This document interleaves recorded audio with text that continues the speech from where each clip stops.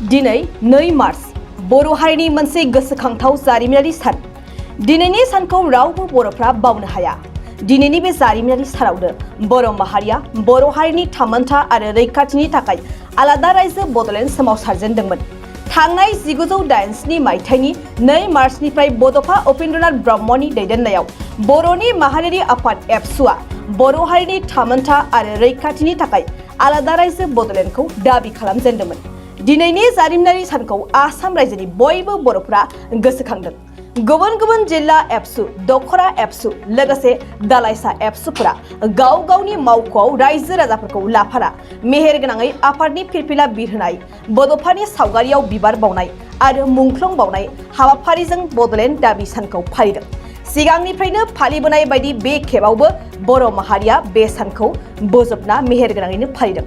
बर' माहारिया दिनैनि जारिमिनारि सानखौ इयुनावबो बावनो हाया। दिनै 2 मार्च बर' हारिनि मोनसे गोसोखांथाव जारिमिनारि सान। दिनैनि सानखौ रावबो बर'फ्रा बावनो हाया।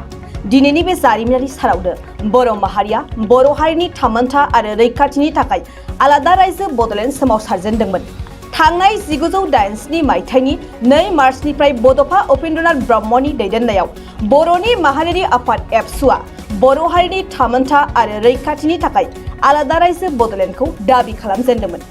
दिनैनि जारिमिनारि सानखौ आसाम रायजोनि बयबो बर'फ्रा गोसोखांदों। गुबुन गुबुन जिल्ला एबसु, दखरा एबसु, लोगोसे दालाइसा एबसुफोरा गाव गावनि मावख'आव रायजो राजाफोरखौ लाफाना मेहेरगोनाङै आफादनि फिरफिला बिरहोनाय, बड'फानि सावगारियाव बिबार बावनाय आरो मुंख्लं बावनाय हाबाफारिजों बड'लेण्ड दाबि सानखौ फालिदों।